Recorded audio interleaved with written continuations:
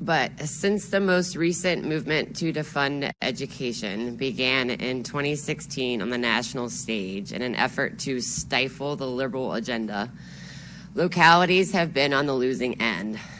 These hot topics and buzzwords continue to fly, and as the pandemic lingers, fear-mongering by both sides continues to plague our system. I'm not belittling any of the multitude of issues that lead the headlines on a daily basis, but I'm wondering, why do so many people think these are local issues? From CRT, the treatment of transgender students, to masks, vaccines, quarantines, the politicians at every level that continue to use these topics to rally their bases. Whatever side you're on, the results locally are going to remain unchanged. Despite what anyone tells you, for all these aforementioned topics are decided at higher levels and localities just comply. The saddest part about all of this is that our students don't have R's or D's by their name, and they're caught up in this battle. They're just here to learn. And with all the division and the conflict and the contempt for local schools, does nothing to bring about change. It doesn't matter the political makeup of the 7 people sitting on this dais. What matters is what the federal and the state dictates will happen in public education. We're not a private school. We are a public school system. We exist because the state tells us we do. I've heard these people want power. What power are you talking about? We alone have zero power. The power that we do have exists in the fact that we are a board. And the board that actually has power to impact our lives and ensure that the administration complies with state and federal mandates. That's our power. We can hire a superintendent who, guess what? He has to follow state and federal mandates. The boards that have challenged this have been unseated across the country. Courts have ruled local school boards in a Dillon rule state do not have the power to supersede the state. It is about power, but it's not about our power. It's all about the power of the media, the power of the feds, the power of the state officials, and the power grabs that are being attempted by opposing parties at all levels. It's always about those who don't have the power and want it. What those power-hungry people will do to get it? They play on emotions. They spread false truths. They bear false witness. Doesn't matter which side is in power, there's always an agenda. But all that manipulation used to not apply at the local level. But these trying times seems to be bringing out the worst in people. Public schools are primarily funded with state funds. And if you believe the state level folks just give control to local officials to spend these funds, you're sadly mistaken. Not only is every dollar mandated somewhere, but those mandates are only partially funded, and they expect the localities to fund the rest with little to no control over the programs. Masks are state and federal control. For 2 weeks, it was local board control, and then it changed by the governor and the General Assembly. Vaccines, state and federal control. Quarantines, state and federal control. The Department of Health handles quarantine policy, not the schools. We just inform people on what the VDH policy is and when it changes. The curriculum, state and federal control. VDOE and DOE. Transgender rights, state and federal control. Even a decision by the Supreme Court of the United States in June. And despite all that, I keep hearing that somehow, some way, people have been convinced that a local school board can set policy contrary to a Supreme Court ruling. It's hogwash, and it's completely misleading the public. All those people that are using our schools as pawns in political games may gain the power they seek. They may not, but what remains are simple facts. Nothing about those higher level hot topics will change, and our schools will still be defunded each year, and we will remain understaffed. Who does all this ultimately hurt?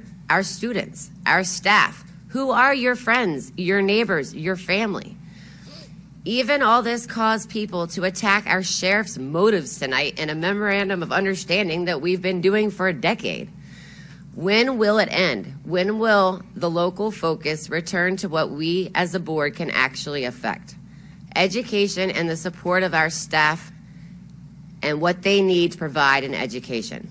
Real daily issues. We have a national bus driver shortage, a national teacher shortage, how to fill learning gaps, mental health demands, more nurses, how to keep staffing positions filled when there are simply no substitutes. While dealing with all these problems, wouldn't it be nice to focus someday on expanding our CTE offerings, expanding remediation opportunities, expanding dual enrollment options, highlighting the achievements of our JROTC students, our REACH kids, and all of the other programs that we continue to offer despite the lack of funding and total lack of staffing? These are local issues that local school boards can influence. Our students and our staff deserve more from us all. I said the problem that we have today is that there's truly a lack of empathy for other people. We actually believe that if you don't believe 100% the way I believe, that somehow you don't care, or you have a disdain for children. I would normally take offense to that, but I know that my work over the past 16 years will speak for itself. I know that I do care about children, and just because I disagree on a particular issue, that does not mean that I or someone can draw the conclusion that I do not care. That's just not me, and people that know me would argue that that's not a very good representation or a very good conclusion to draw about me. But I do appreciate the comments that were made. I heard some things that were said, but I agree with Ms. Grampp that a lot of this fervor and anger over the decision that we made, we were handcuffed into doing. Originally, please, sir, this board, along with myself and Ms. Grampp, voted for parental choice. The problem is that the state legislature put together a law that said that we had to comply with CDC guidance. The next day after we made that decision, the CDC changed their guidance. Thereby, we had to change our policy. The local government does not have the authority to thumb its nose at the state or the federal government. After all, they do give us a lion's share of our monies. And I know our appetite would be very timid, to say the least, if we had to raise taxes in order to replace the state and federal money that would be lost by thumbing our nose and saying that we weren't going to follow their guidelines.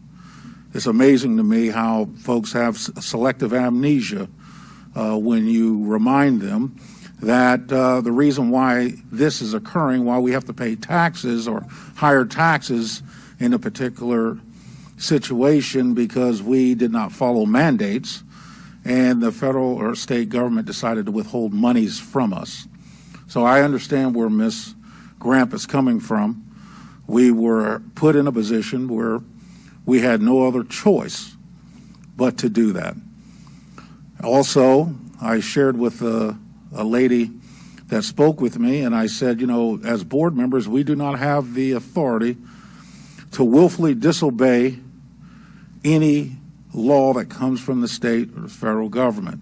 We can actually be held liable for not following those laws. And I asked her, I said to her facetiously, but in some ways seriously, who's going to set up my GoFundMe page? And no one's going to put their family at risk to willfully disobey the law. So I understand people's frustration, and I get that we're accessible. You need to bring your frustration somewhere, so you brought it here. I get that.